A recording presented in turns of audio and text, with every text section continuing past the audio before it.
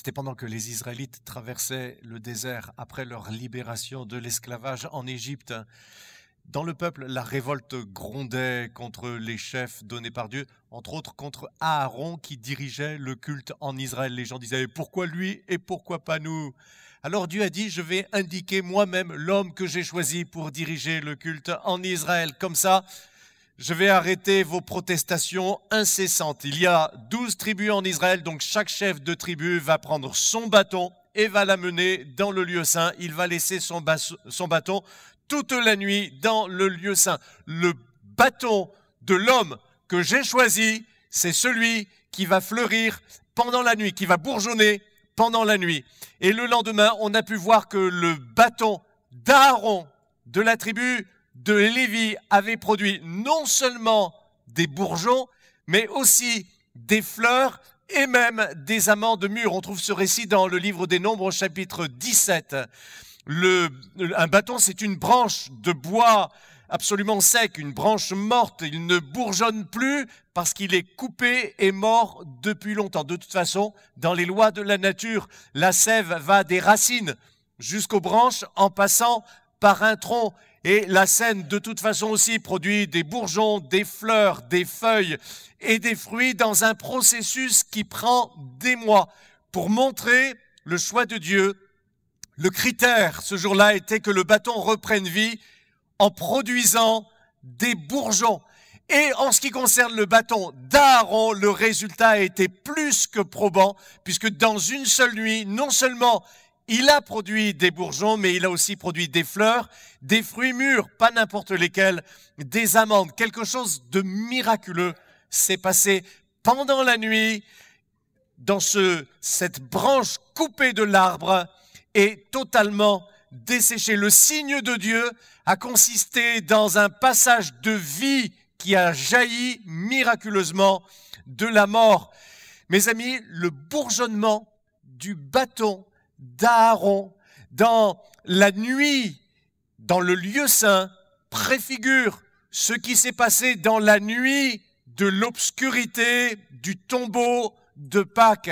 Cet événement de l'Ancien Testament est ce que les théologiens appellent un type, c'est-à-dire une préfiguration symbolique de la résurrection de Jésus. Mais il y a plus important que le rôle d'Aaron parmi le peuple d'Israël.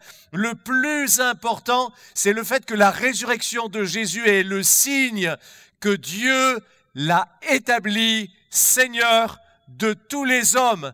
Alors je vous propose de lire avec moi, c'est dans les Actes des Apôtres, je vais afficher la lecture au chapitre 17, les versets 30 et 31. Or Dieu ne tient plus compte des temps où les hommes ne le connaissaient pas. Aujourd'hui, il leur annonce à tous et partout qu'ils doivent changer, car il a fixé un jour où il jugera le monde entier en toute justice par un homme qu'il a désigné pour cela, ce dont il a donné à tous une preuve certaine en le ressuscitant d'entre les morts. Et je vais m'arrêter dans ce message sur ces mots. Il en a donné à tous une preuve certaine. Et ces mots de l'Écriture sont le titre de mon message. La preuve certaine. Déjà une preuve, c'est fort, c'est concluant. Mais une preuve certaine, ça met un terme à toute discussion. C'est comme le bâton fleuri d'Aaron. Mais avant de parler de preuves, je vais répondre aux accusations à l'encontre de la foi en la résurrection de Jésus, accusation de fable, accusation de mythe. La grande image de Pâques, c'est le tombeau vide. Il se trouve que dans l'Évangile, personne n'a jamais contesté le fait du tombeau vide.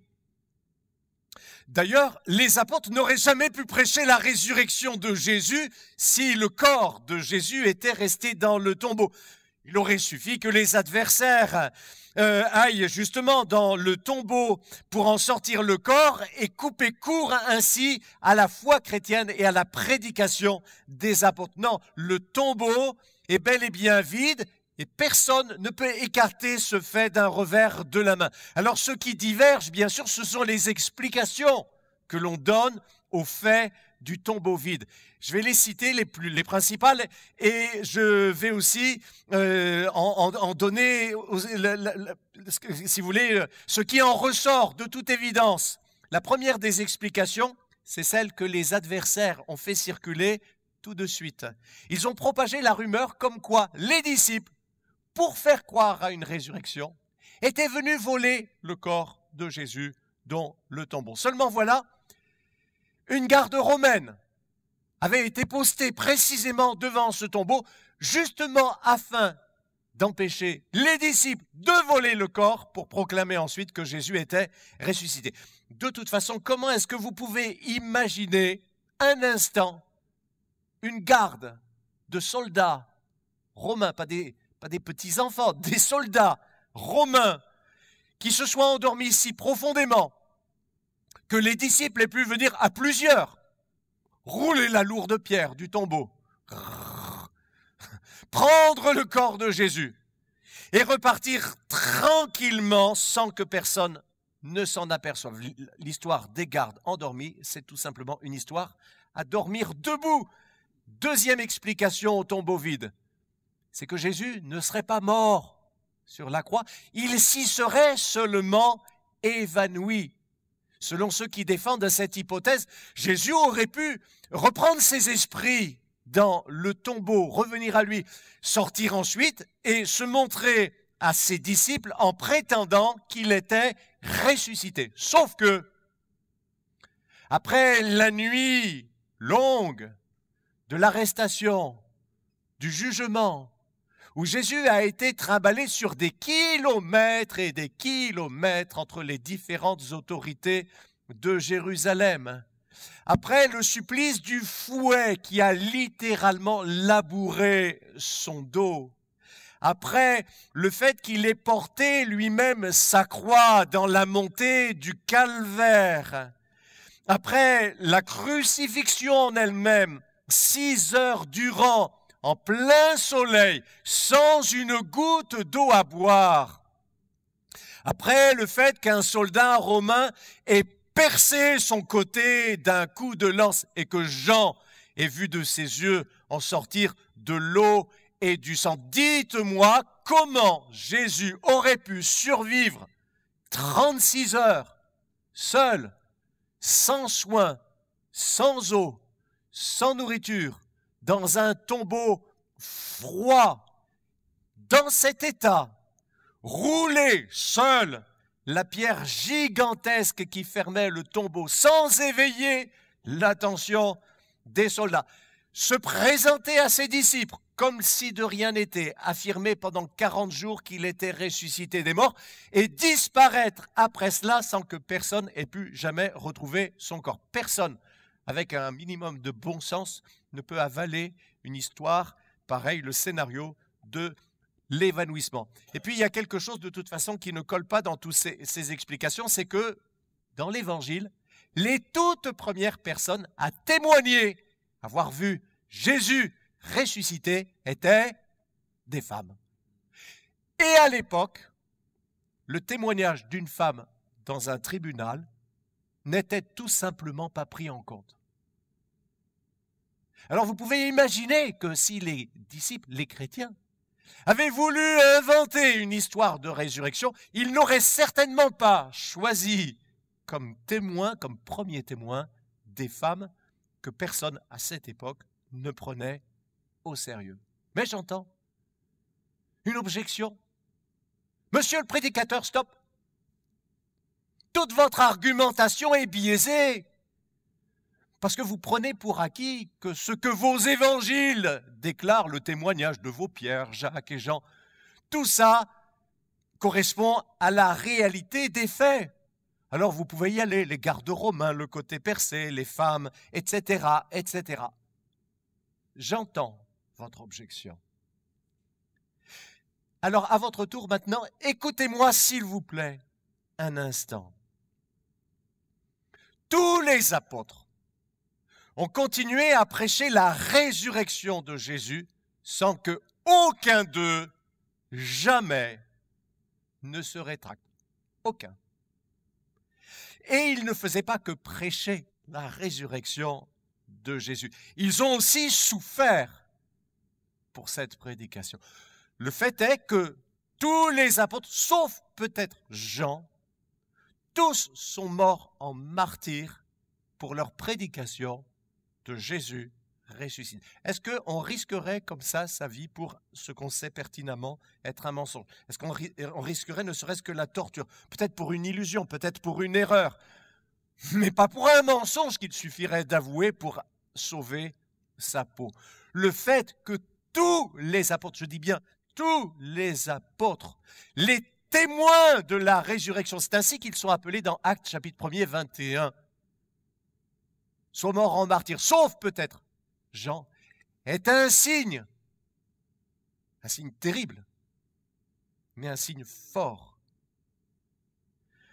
La troisième explication des incrédules ne fait pas des disciples des menteurs ou des hypocrites. Ils disent que les disciples voulaient tellement voir Jésus ressuscité qu'ils en ont eu une hallucination collective. Le problème, c'est que l'Évangile déclare formellement et précisément que Jésus est apparu séparément à toute une série de personnes. Et aussi qu'il est apparu à plus de 500 croyants en même temps, réunis. De toute façon, les disciples n'étaient pas dans un état d'esprit propre à leur permettre d'avoir une hallucination de ce genre. Parce que ce n'était pas dans leur pensée. Avant de souffrir, Jésus les a prévenus à plusieurs reprises. Clairement, il leur a dit, le Fils de l'homme, parler de lui, va être livré, il souffrira, il sera mis à mort, et le troisième jour, il ressuscitera. Mais comme ça n'entrait pas dans leur projet, ils n'ont rien compris, ils pensaient que Jésus leur parlait d'autre chose. Ils n'ont rien compris à sa prédiction des souffrances et de sa mort, ce qui fait que l'arrestation, le jugement, la mort de Jésus les a pris complètement au dépourvu. Et plus encore, ils avaient oublié la deuxième partie de l'annonce de Jésus. C'est pourquoi la résurrection aussi, et plus encore, les a pris par surprise. Ils n'y ont pas cru facilement. Quand les femmes sont venues leur en témoigner, ils se sont moqués d'elles, et pour y croire, il a fallu qu'ils le voient de leurs propres yeux. Nous, les chrétiens, nous croyons que le tombeau est vide, tout simplement parce que Jésus est ressuscité d'entre les morts. Alors, de quoi est-ce que la résurrection est la preuve certaine? Eh bien, déjà, la résurrection de Jésus prouve qu'il était bel et bien le Fils de Dieu. C'est normal qu'un être surnaturel vienne au monde d'une façon surnaturelle. Jésus est né d'une vierge par la puissance du Saint-Esprit. C'est surnaturel. C'est aussi normal qu'un être surnaturel quitte la terre d'une façon surnaturelle. Jésus est ressuscité d'entre les morts, et après avoir passé 40 jours ressuscité avec ses disciples, il est remonté prendre sa place dans le ciel. En ressuscitant Jésus, Dieu l'a justifié. Dieu a montré qu'il approuvait sa personne et ses actes. Du coup, la résurrection de Jésus montre aussi que son sacrifice à la croix a été accepté par Dieu. Voilà ce qui est écrit dans la lettre aux Hébreux. Je vous fais un résumé de quelques versets. Après sa mort, Jésus a traversé le ciel. Il n'est pas entré dans un temple qui aurait été fait par des mains humaines, mais il est entré dans le sanctuaire céleste. Il n'a pas présenté à Dieu le sang de sacrifices d'animaux. Non, il a présenté à Dieu son propre sang, ayant obtenu pour nous un rachat éternel. La résurrection de Jésus valide à 100% l'œuvre de Jésus à la croix. Sans la résurrection, la croix serait un drame terrible, une injustice épouvantable. Mais la résurrection nous donne la certitude que la croix a été un sacrifice victorieux et surtout accepté par Dieu.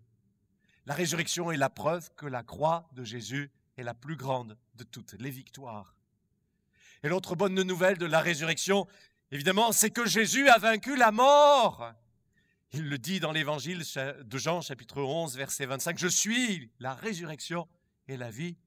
Celui qui vit en croyant en moi ne mourra jamais véritablement, même s'il meurt. » En sortant du tombeau le dimanche de Pâques, Jésus a montré qu'il a vaincu la mort aussi pour nous. Et ça, c'est une bonne nouvelle, en particulier pour vous, mon ami. Le plus convaincant de tous les témoins de la résurrection, c'est quelqu'un qui en a été le témoin bien malgré lui. Enfin, c'est mon opinion. À peu près 9 mois après la mort et la résurrection de Jésus,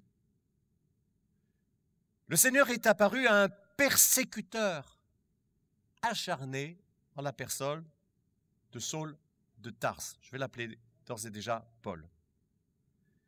Et plus tard, ce Paul dira en Actes chapitre 26, versets 9 à 11, « Moi-même, j'avais pensé devoir combattre par tous les moyens Jésus de Nazareth. C'est ce que j'ai fait à Jérusalem. J'ai reçu un pouvoir spécial des chefs, des prêtres, et j'ai jeté en prison beaucoup de croyants. Et quand on les condamnait à mort, je donnais mon approbation. Souvent, en allant d'une synagogue à l'autre, je les faisais punir et je voulais les obliger à renier leur foi.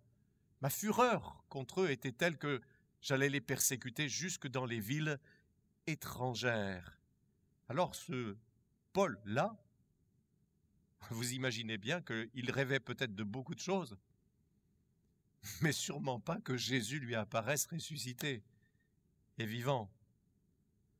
Nous allons maintenant l'écouter quand il nous raconte son grand rendez-vous avec le persécuté alors qu'il allait, avec le ressuscité alors qu'il allait persécuter les chrétiens. Versets 13 à 16, c'est la suite. « J'étais en route à midi, lorsque j'ai vu une lumière qui venait du ciel plus éclatante que celle du soleil et qui brillait autour de moi et de mes compagnons de voyage. Nous sommes tombés à terre et j'ai entendu une voix qui me disait « Saul, Saul, pourquoi me persécutes-tu? C'est en vain que tu me résistes. » J'ai demandé « Qui es-tu, Seigneur ?» Et le Seigneur m'a répondu « Je suis Jésus que tu persécutes. Mais relève-toi, tiens-toi debout. Je te suis apparu pour faire de toi mon serviteur. Tu seras mon témoin pour annoncer comment tu m'as vu aujourd'hui et proclamer ce que je te révélerai encore. » Quel message! Tu seras mon témoin devant les hommes pour leur raconter comment tu m'as vu de tes yeux. Et tu seras aussi le témoin de tout ce que je vais encore te révéler. Laissez-moi vous dire que Paul n'a pas cherché, n'a pas voulu, il n'a pas désiré, il n'a rien fait pour rencontrer le Seigneur ressuscité. Ça s'est imposé à lui. Mais cette rencontre, ce rendez-vous divin a fait de l'adversaire le plus acharné de Jésus et des chrétiens, le plus zélé des témoins de la résurrection. 20 ans après cet événement, Paul écrira aux chrétiens de l'église de Corinthe. C'est dans la première lettre aux Corinthiens, chapitre 15, à partir du verset 3 jusqu'au verset 8. « Le Christ est mort pour nos péchés, comme l'avaient annoncé les Écritures. Il a été mis au tombeau et il est revenu à la vie le 3e jour, comme l'avaient annoncé les Écritures. Il est apparu à Pierre, puis aux 12 apôtres. Ensuite, il est apparu à plus de 500 de ses disciples à la fois. Ensuite, il est apparu à Jacques, puis à tous les apôtres. Enfin, après eux tous, il m'est apparu aussi à moi. » Vous savez, Paul était un fin connaisseur des Écritures, c'est-à-dire pour lui les textes de l'Ancien Testament, peut-être le meilleur connaisseur de son temps, un des meilleurs qui ait jamais existé de toute façon. Et il y a quelque chose qui a achevé de le convaincre que sa vision du ressuscité, c'était n'était ni une hallucination, encore moins quelque chose qui aurait une origine spirituelle, occulte ou ténébreuse. C'est qu'il s'est plongé dans les Écritures et que là, il a vu, il a lu que la parole, l'Ancien Testament, prédisait clairement la mort et la résurrection du Messie. C'est ça qui a achevé de le convaincre. Pas seulement à travers des types symboliques de la résurrection, comme le bâton fleuri d'Aaron, l'histoire de Jonas dans le ventre du poisson, d'autres encore, mais dans des textes clairs. Plusieurs. Ce matin, je vais vous en citer un seul, de la plume du prophète Ésaïe, 800 ans avant Jésus. Dans son chapitre 53, versets 8 et 9, « Or, il était éliminé du monde des vivants. Il était frappé à mort du fait des crimes de mon peuple. On l'a enterré avec les criminels. Dans la mort, on l'a mis avec les riches. »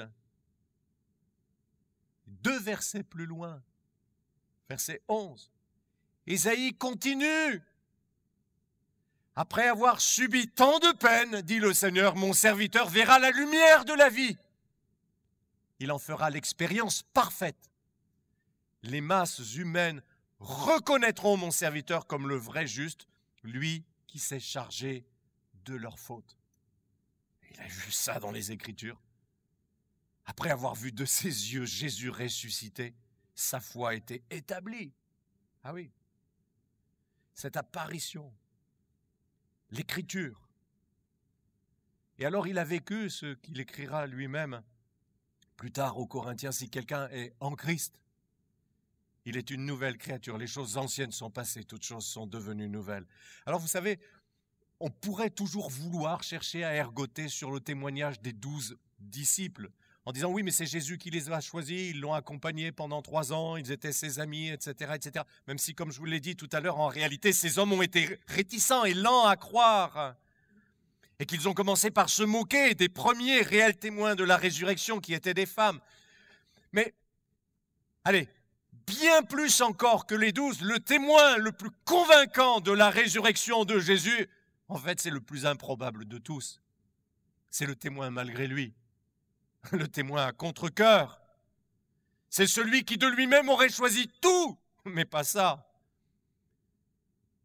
Le témoin malgré lui, l'adversaire acharné de la foi chrétienne, qui est devenu le plus grand missionnaire de son temps.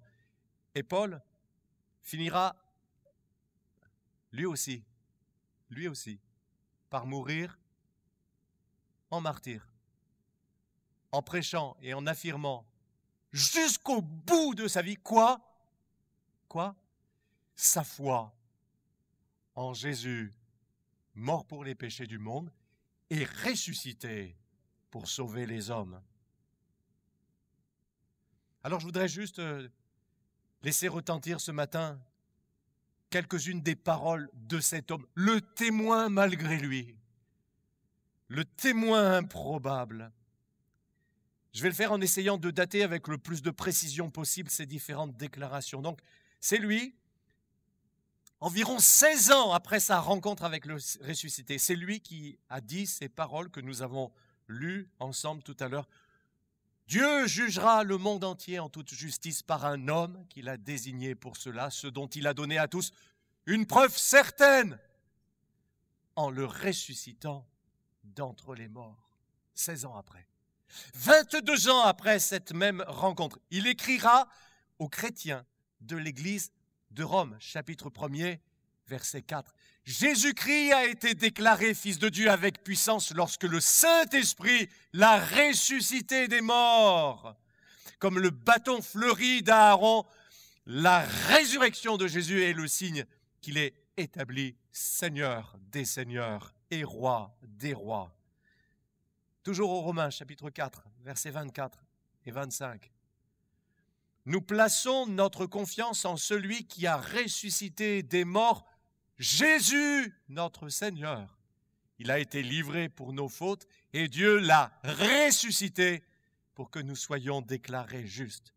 Romains toujours, chapitre 8, verset 11. Et si l'esprit de celui qui a ressuscité Jésus habite en vous, celui qui a ressuscité Christ rendra aussi la vie à vos corps mortels par son esprit qui habite en vous. Chapitre 8, verset 34. Christ est mort, bien plus. Il est ressuscité. Il est à la droite de Dieu et il intercède pour nous. Nous avons dans le ciel un défenseur, un avocat, en la personne de Jésus, notre Sauveur, plus vivant que jamais. Romains toujours, chapitre 10, verset 9. Si tu reconnais publiquement de ta bouche que Jésus est le Seigneur, et si tu crois dans ton cœur que Dieu l'a ressuscité des morts, tu seras sauvé. Venant de Paul, ça a encore plus de poids. Lui, il a vu Jésus de ses yeux. Il a cru, mais il a vu de ses yeux. Et il nous affirme que c'est en croyant, juste en croyant ce message, en s'y accrochant de tout notre cœur, que nous faisons l'expérience la plus décisive, celle du salut. C'est ce qui fait la différence, pas juste entre les chrétiens et les autres, c'est ce qui fait la différence entre les sauvés et les perdus. Tout simplement, la foi en la résurrection de Jésus. Allez, 2 versets plus loin, Paul continue. Au verset 11, « Celui qui croit en lui ne sera pas couvert de honte. » Est-ce qu'il y a un vrai chrétien qui regrette d'avoir connu Jésus? Je dis un vrai chrétien, jamais, ça n'existe pas. Nous avons expérimenté le pardon du Seigneur, la paix du cœur, la joie du salut, c'est merveilleux. Alors nous sommes heureux aujourd'hui, et sûrement pas confus. Et plus encore, quand nous paraîtrons devant Dieu, je peux vous garantir que personne ne regrettera d'avoir placé sa foi dans le Seigneur Jésus. Personne. Enfin, au verset 13, Paul ajoute, « Toute personne qui fera appel au nom du Seigneur sera sauvée. » Tiens, allez, toute personne. Et n'importe qui? C'est vous? Oui, c'est vous? Toute personne, mais pas n'importe comment. Toute personne qui fera appel au nom du Seigneur Jésus. Le Seigneur vivant. Pas le nom du petit Jésus dans la crèche. Pas même seulement le nom du Christ sur la croix, mais le nom du Seigneur Jésus. Vous devez reconnaître que Jésus est le Seigneur et vous devez faire de lui le Seigneur de votre vie. Allez, je termine. 29 ans après sa rencontre avec le ressuscité, Paul savait qu'il allait très prochainement être condamné à mort par décapitation pour sa prédication de l'Évangile. Mais il écrit encore à son fils spirituel Timothée dans 2 Timothée chapitre 1er verset 10. Jésus-Christ a réduit la mort à l'impuissance et a mis en lumière la vie et l'immortalité par l'Évangile. Aucune peur devant la mort, aucune crainte, juste une joie qui commençait déjà à monter en lui à l'idée de retrouver bientôt son Seigneur et son Sauveur, celui qui, il y a près de 30 ans, lui était apparu vivant sur le chemin de Damas où Paul allait persécuter du chrétien. Cette joie de le retrouver bientôt, ce qu'il avait d'ailleurs écrit aux Philippiens, être avec Christ, ce qui est de loin le meilleur. Vous aussi, vous pouvez rencontrer le ressuscité, celui qui a vaincu la mort, et vivre avec lui le reste de votre vie. Il nous dit dans le livre de l'Apocalypse, chapitre 1er, versets 17 et 18, « Je suis le vivant. J'étais mort, mais maintenant je suis vivant pour toujours. Je détiens le pouvoir de la mort sur la mort et le monde des morts. » Et plus loin, au chapitre 3, le verset 20, « Écoute, je me tiens à la porte et je frappe. Si quelqu'un entend ma voix et ouvre la porte, j'entrerai chez lui. Je prendrai un repas avec lui et lui avec moi. À ceux qui auront remporté la victoire, j'accorderai le droit de siéger avec moi sur mon trône. Comme moi, après avoir remporté la victoire, je suis allé siéger avec mon Père sur son trône. » La preuve certaine, c'est que Jésus avait annoncé à l'avance sa mort et sa résurrection, que l'Écriture elle-même avait annoncé à l'avance sa mort et sa résurrection. C'est qu'il est apparu vivant à des disciples incrédules d'une part et à des adversaires acharnés et résolus d'autre part. La preuve, peut-être la plus forte pour vous, c'est que Jésus agit encore aujourd'hui en changeant des millions d'hommes et de femmes à partir du moment où ils placent leur confiance en lui. Vous invoquez le nom du Seigneur, vous faites appel au nom du Seigneur. Plusieurs pourraient en témoigner ici même. Et vous vivez une transformation miraculeuse de toute votre personnalité. Il peut guérir votre maladie, il peut changer votre destinée, faire de vous une nouvelle personne, une nouvelle créature. Est-ce que vous voulez expérimenter la puissance de la résurrection?